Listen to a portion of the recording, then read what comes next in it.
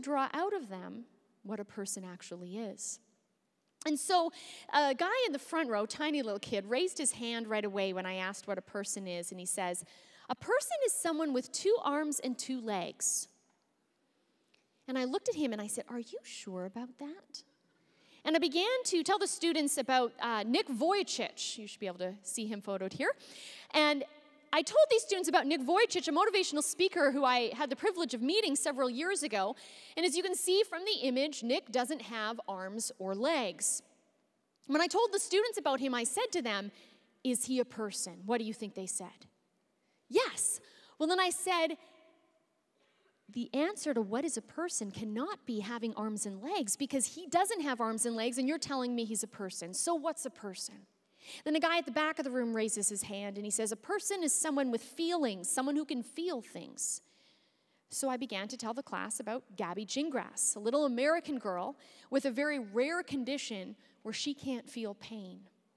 As a baby, when she was teething, Gabby chewed her tongue like it was bubble gum and bit her little fingers until they bled, because she never felt pain to tell her to stop doing those things. I looked at the students and I asked them, "Is Gabby a person?" What do you think they said? Yes. Then I said, the definition of a person can't be feeling pain, because she doesn't feel pain and she's a person. So what's a person? A girl at the front raises her hand and she goes, "A person is someone who can think and talk." I said, well, my nephew Francis, when he was born, couldn't really think or talk. Was he a person then? What do you think they said? Yes. Well, then I said, if all the definitions you're giving me are being disproved with all the examples I'm giving you, then what is a person? And I noticed there was a girl near the back of the room frantically waving her arm, trying to get my attention, the kind of keener who probably should have been in the front. But anyways, I finally obliged, and I said, yes, how would you define person?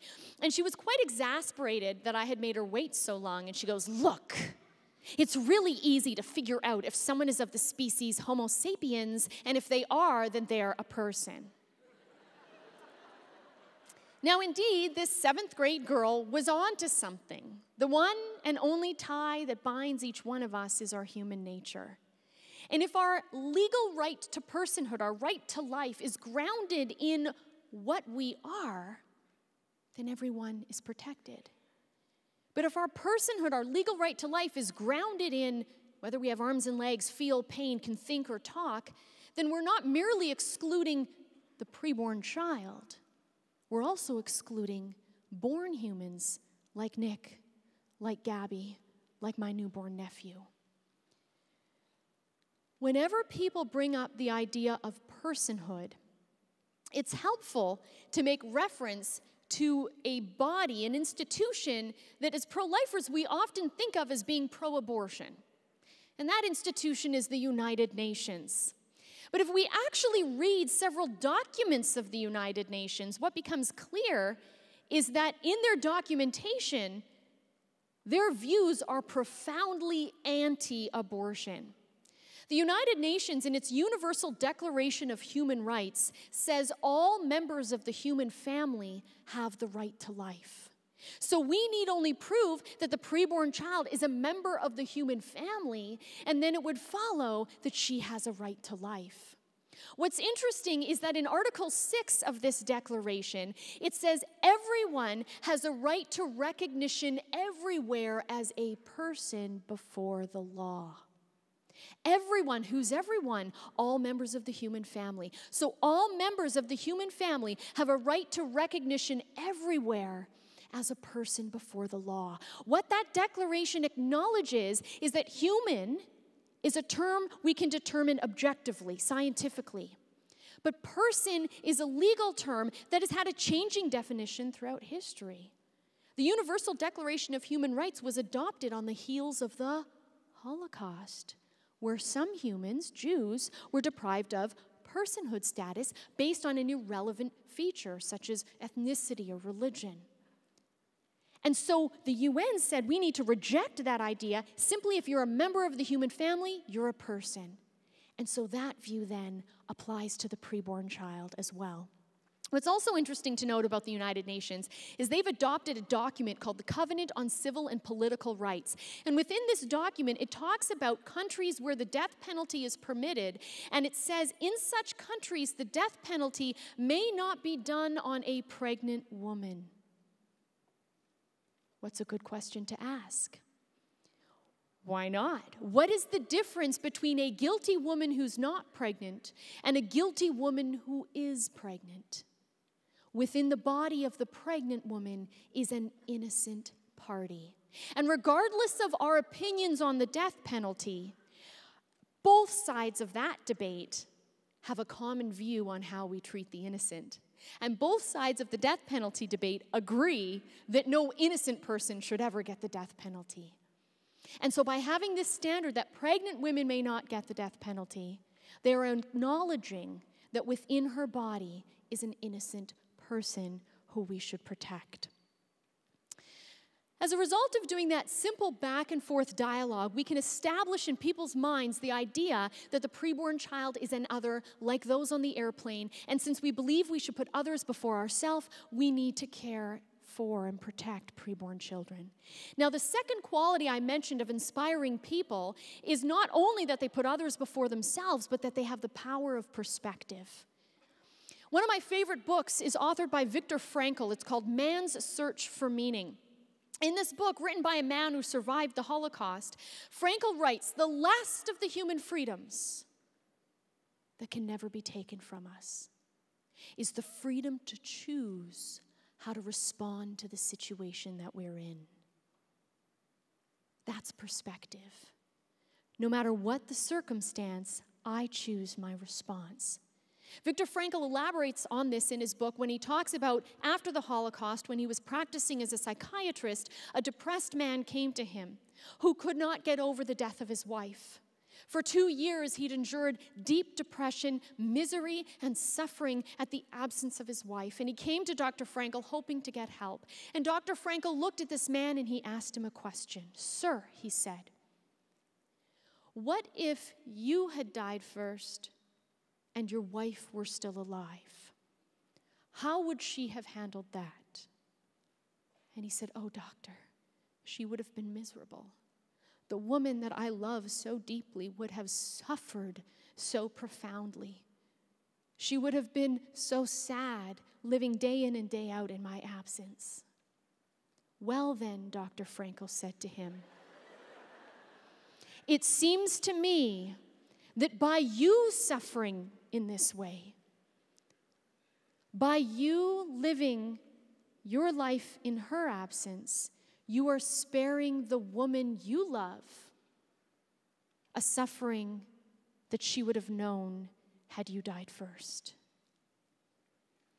And his perspective changed, and he got up, and he calmly shook the doctor's hand, and he walked out of the office. Dr. Frankl once said, "Suffering ceases to be suffering at the moment it finds meaning, in the meaning of a sacrifice." Perspective. How do I control my attitude in the situation that I'm in? We see the power of perspective in one of my favorite movies that I was rewatching over Christmas, in Lord of the Rings. And in the first episode of the 3 films, the first movie, there is this exchange between Frodo and the wise wizard Gandalf after they had gone through a particularly perilous journey and there had been a moment of calm and quiet. And Frodo opens his heart to Gandalf and he says, "I wish the ring had never come to me. I wish none of this had ever happened." And Gandalf looks at him and says, "So do all who live to see such times. But that is not for them to decide. All we have to decide is what to do with the time that is given to us." That is perspective. We can lament and we can complain about the difficult situation we're in, or we can say, that's a normal reaction. but I have to decide what to do about the situation that I'm in. One area where I believe we need a profound perspective change is in the area of poor prenatal diagnosis, where all too often our culture's reaction is negative, but if we just change our perspective, we can make our reaction profoundly positive. What I want to do now is play for you a short video clip about a photographer by the name of Rick Guidotti, who very much teaches us the importance of changing our perspective when it comes to poor prenatal diagnosis. Rick Guidotti's life has been all about beauty and the power of images. He spent years as a fashion photographer in Milan, Paris, and with a studio in New York, always shooting what fashion editors decreed to be beauty. Then, 15 years ago, when he considered photographing a woman with a disability, he was shocked at images in medical textbooks he consulted. Where, he asked, is the humanity? It doesn't work like this. That doesn't help. This doesn't help. This is sad. I haven't looked at this book in 25 It's terrifying. years. There's other ways to present this. I've spoken to so many genetic counselors that have a family in front of them, and they say, okay, this is what your daughter's going to have. Read this. And they cover up the photograph so because it'll freak the family right out. There's got to be something else that we can do. There's got to be another way to present that information to that family. So this is Kiara. Now, Those medical pictures changed his life. Ever since then, he has devoted his talent to the disabled. People like Kiara. She has albinism, a congenital disorder that not only affects pigmentation, but vision. This is stunning. Oh, it's a great photograph. Yeah, I love the photograph. But they told her, no, don't be a dancer. You don't have enough vision to follow the choreography. You'll never dance in chorus. Find another dream. She said no. She's New Zealand's Celtic dance champion. His pictures are nothing short of stunning and are being exhibited in public places around the world, aimed at changing how we see people who appear different. But he started with albinism. Who was your first person you photographed and you thought, oh, I see something different? Yeah. Well, it was Christine. Christine walked into the studio, and she's beautiful. She has long, long, long white hair, pale skin. But she walks in like that. No eye contact, no one-word answers. This kid was teased every single day in her life. And it was like holding up a mirror and saying, look at yourself, you're magnificent. And she saw it, and she just exploded. That's her. I mean, she's so beautiful. And she changed right in front of the lens. She was nothing like the pictures of albinism he had found in medical textbooks. These are the images that I saw, but I also Classics. not only saw those images, I saw like freak circus albino families, and I was like, oh, this is horrible. And then of course all the movie references. Always his freaks. Usually the bad guy, usually the villain, the evil albino. He approached other women who had been born with albinism, people like Margaret Breed. I definitely hadn't seen myself like that before. When he approached me and said, I want to photograph you, you're beautiful, definitely hadn't been in my vocabulary for thinking about myself. I started photographing these kids and hearing their stories and these adults. So I called Life magazine and said, hey, I've got this great story. 6 weeks later, it was a major spread in Life magazine. Well, then someone said, it's not just about people with albinism, it's about celebrating all difference. Would you come and photograph our families at our chromosome 18 conference? It was in San Antonio. And I'm thinking, what the hell is a chromosome 18 anomaly? I had no idea. Chromosome 18 anomaly is a genetic defect that can produce a whole range of severe malformations. Were you shocked? It was like I got slapped in the head, punched in the stomach, it ended. I thought, what happens if we're having a baby? And we find out that this baby's born with a chromosome 18, and that's what you see. Can you make beauty out of a trisomy 18? Well, no, there's gorgeousness there. That's gorgeous kid. That's Pauline. That's Rebecca. These kids are superb. Ellington. These are all from the chromosome 18. Remy. She's stunning. She's amazing. Rick is the subject of a film to be released later this year. Award-winning documentarian Joanna Rudnick followed him to a conference of families whose children have chromosome 18 anomalies. Rick took pictures of him the way I saw him. Not the way everybody else saw him, but the way I saw him. And it was the first time I had somebody tell me how beautiful he was. He didn't tell me he was small. He didn't tell me he had fat cheeks from his steroids. And they were these most beautiful pictures of this blue-eyed little baby. Have you seen the positive exposure presentation yet? Yes, we have. So last year, Yes, right? last year we saw it. Guidati's hope lies in young medical students. He's a regular on campuses around the country. I really want to hear your opinion on this. The idea is to put the humanity, make sure that that humanity is in medicine, to make sure that we see not a disease, a diagnosis, but a human being. I know we all know that there's a lot of science in medicine, but I can assure you there's a lot of art in medicine as well. That is so important. It's not what you're treating, it's who you're treating. It's not.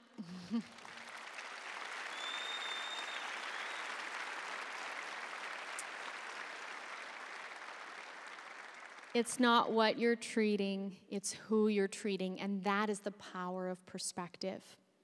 Another area where I believe we need to change our perspective is when the poor prenatal diagnosis is so serious that a couple is told their child will die at birth. And more often than not, in those situations, couples are pressured to abort. And I was once talking at a university campus, and a student raised his hand during Q&A, and he said, my stepmom had to have an abortion because she was told her baby would die at birth. Are you telling me she's wrong? And my first response was to express sympathy. I said, I am sorry for your stepmom's suffering, and I don't pretend to know what that loss must have been like. And it saddens me that all too often in the medical community, doctors and nurses may encourage people like your stepmom to have an abortion. I would like to explain to you why I believe carrying to term is the right solution. But part of my ability to explain that involves asking a question. If you don't mind, could I dialogue with you for a bit? And he said, sure. What do you want to say? And I said, well, my question to start with would be to ask you to imagine something. I said, imagine you have a loved one on the opposite end of the country who calls you up today and says, I've just been diagnosed with stage 4 cancer. I've been given 4 weeks left to live. I looked at this student and I said, would you wait until the 6th day of the 3rd week to hop on the plane and fly to your loved one and say goodbye? Or would you get the first plane out and savor every moment of every day of the next 4 weeks with the person you love? What do you think he said? The second option. I found common ground. I said, I agree. And what I think this says about you and me is that when we have a minimal amount of time left with someone we love, we maximize the minimal time we have. We don't cut short the already short time. I said, now take that and apply it to the situation you told me about. If a couple is 20 weeks through their pregnancy and they get this diagnosis, they have 20 more weeks left. Before the diagnosis, they would have thought they had 50 years left with their child. But in one moment, they went from 50 years to 20 weeks. And I looked at the student, I said, based on your answer in my imaginary scenario, why would we cut short the already short time we have left? Wouldn't we want to maximize the minimal time and savor every moment of every day of the next 20 weeks with a child that we love? That is perspective. We need to not only bring perspective in the abortion debate when it comes to poor prenatal diagnosis, but even just the crisis of the moment. A girl in a crisis pregnancy may be thinking to herself, as the slide will come up in a moment here, my mom's going to kill me. As I often like to ask teenagers when I'm speaking at high schools, will this girl's mom actually physically kill her when she finds out she's pregnant? And they always say, well, no. And then I say, but on the off chance the mom would kill the daughter, would it be wrong? What do you think they say?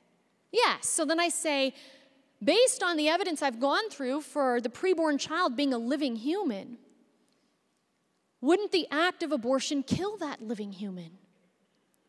And if so, then let's change our perspective and look at this picture another way. And if it's wrong for this girl's mom to kill her child, the teenager, why is it okay for this teenager who's a mom to kill her child, the preborn? It's all about changing our perspective. Even as pro-lifers, we need to remember the importance of changing our perspective. There are times where we may feel compelled to speak in the classroom, or maybe once we begin our careers, if we're teachers and students ask about abortion, if we're doctors or nurses and patients come to us, and there will be temptations in those moments to be silent because we're afraid. But what we have to do is change our perspective. See, the perspective we often start with in fear is, if I speak up, what will happen to me? But if we change our perspective, we could instead say, if I don't speak up, what will happen to them? Change our perspective. Dr. Martin Luther King Jr., in the last speech he gave before he was killed, reflected on the story of the Good Samaritan. And in his reflection, he talked about that very idea of perspective, of changing the question we ask ourselves. And he said, we have all these theories for why in the story of the Good Samaritan, the priest and the Levite never stopped. He goes, but I'm going to tell you why I think the priest and the Levite didn't stop. I think they didn't stop because those men were afraid. Because the Jericho road was a dangerous road. It was a winding, meandering road, very conducive to ambushing. And so it's possible the priest and the Levite looked at the man lying there and they wondered if the robbers were still around. It's possible that the priest and the Levite looked at the man lying there and wondered if he was merely faking it, trying to lure them in for quick and easy seizure. The first question the priest asked, Dr. King said, the first question the Levite asked was, if I stop to help this man, what will happen to me? But then King said the Samaritan came by, and he reversed that question. If I do not stop to help this man, what will happen to him? If we think for a moment about what caused the Samaritan to stop and help, it was because the scriptures tell us he was moved with compassion. He saw the suffering of his fellow human being, and it was upon seeing the suffering that his perspective changed, and he stopped his journey to help another. Recently, when in the Philippines, Pope Francis said that we need to learn how to weep. We need to learn how to weep. When we encounter the suffering of our fellow human beings, we need to learn how to suffer with, how to weep, and allow that weeping to stir in our hearts a compassion that causes us to respond to their need. In the same way, for us to get an important perspective change about how important it is we be willing to sacrifice for the sake of preborn children. I believe as the man on the road to Jericho, the Samaritan, encountered the victimization of the robbed victim and responded because of what he saw, so too I believe we can get that perspective change if we encounter the victimization of the preborn child and respond to what we see. In a moment, I'm going to play for you a video I hope you will use as a tool to bring the child's victimization from the darkness into the light so that people are moved with compassion. Because when we withhold evidence, lives are endangered. Let me give you an example. There's a man by the name of Michael Morton who was unjustly convicted of murdering his wife and was in prison for almost 25 years for a crime he did not commit. Michael Morton, an innocent man, was in prison because evidence was withheld. The bandana found near the murder scene with blood on it had not only his wife's blood, but the actual murderer's blood, and that evidence was withheld. His son, at the age of 3, had been an eyewitness to the murder, was asked if his father had been the person that he saw, and said no, and the evidence was withheld. For 25 years, an innocent man suffered because evidence was withheld, and it wasn't just him who was victimized. He who was victimized. But the murderer, because he wasn't caught, committed another murder that wouldn't have happened had the evidence been brought forward. In the same way, we need to bring forward the evidence of the preborn child's victimization so that people respond to save these children so that no more lives are lost. Let's have a look.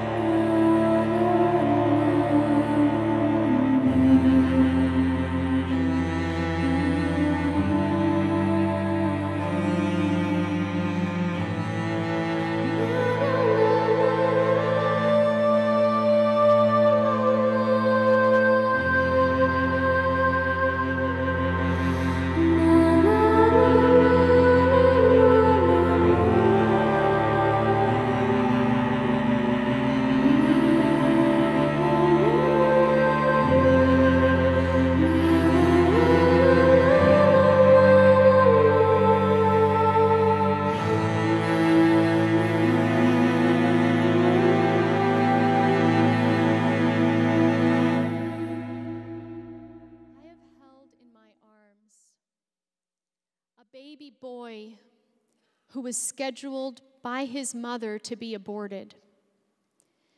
But she encountered images like you saw. And when she encountered those images, her heart was moved with compassion, just like the Good Samaritan, upon seeing the robbed victim, was moved with compassion. And she canceled her appointment, and several months later, gave birth to baby Adrian. We must, as Pope Francis said, we must learn how to weep. And when we experience the suffering of another, we can change our perspective. Inspiring people not only change their perspective and put others before themselves, but the final point I want to wrap up with today is that inspiring people are willing to do the right thing even when it's hard. And if we're to think for a moment about the circumstances of an unplanned pregnancy, whether it's rape, poverty, whether the woman is finding there's health problems, as I discussed, maybe she's too young, maybe she has no support, the pro-life person and the pro-abortion person can agree that these circumstances are hard. What I often ask people to consider is, what if the person in these circumstances wasn't pregnant, but parenting a born child? Would it be easy or hard to parent this child looking in her face, being reminded every day that her father is a rapist? Hard. Would it be easy or hard to parent this born child and be in abject poverty? Hard. Would it be easy or hard to parent this born child and be really young and have no support? Hard. And yet, what would we say? We have to do the right thing even when it's hard. And we can't end this child's life. So too with the preborn child. To be pregnant from rape, pregnant and poor, pregnant and have no support would be hard. Are we willing to do the right thing even when it's hard? I once met a university student by the name of Nadej, who indeed chose the right thing even when it was hard. At the age of 16, she found out she was pregnant. Her boyfriend abandoned her. Her father abandoned her. Her 5 brothers abandoned her. And her mother had been dead since she was 2 years old. Nadej's circumstances were very hard. And yet when I met her, she was a mother of a toddler. She chose life. How did you do it, I asked. And to quote her directly, she said, well, I seeked help. And she talked about going to a pregnancy center, and although it wasn't easy, she was given support and assistance and people who journeyed with her, and they couldn't make it easy, but they made it easier. And the Dej said, if everyone did what was right instead of what they wanted to do, I think the world would be a better place. That's what inspiring people teach us to do. To do the right thing even when it's hard, to have perspective, and to put others before ourselves. When my conversation wrapped up with that teenager, and I had drawn all those principles out of him, in his case about the boxer he was inspired by, he was transformed. He was calm when before he'd been angry. He wasn't cutting me off when he had been before. He was provoked to profound thought and reflection, and he smiled at me and he shook my hand. Did he leave in that moment saying, well, I'm totally against abortion? No, because I wasn't going to force that out of him. I wasn't going to say, oh, check, I can put this on my badge. I was just a link in a chain, a bond of connection between persons who was drawing truth out of someone and allowing the truth to settle in the time frame he needed. I'd like to close with the words of Bishop Untener of Michigan, who I believe gives great advice to us when we find ourselves in conversation with others, but we don't always see the results. And we know we're part of a bigger connection, a bigger network of people who are working with us. It was decades after Nicholas Winton had saved 669 children that he met them as adults. We may one day meet preborn children we've saved from abortion, and we may not. But either way, let us heed the words of Bishop Untener, who said, this is what we are about. We plant seeds that one day will grow. We water seeds already planted, knowing that they hold future promise. We lay foundations that will need further development. We provide yeast that produces effects beyond our capabilities. We cannot do everything, he said, and there is a sense of liberation in realizing that because it allows us to do something and to do it very well. It may be incomplete, but it is a beginning, a step along the way, an opportunity for God's grace to enter and do the rest. We may not see the end results, he says, but that is the difference between the master builder and the worker. We are workers, not master builders. We are ministers, not messiahs. We are prophets of a future, not our own. God bless you.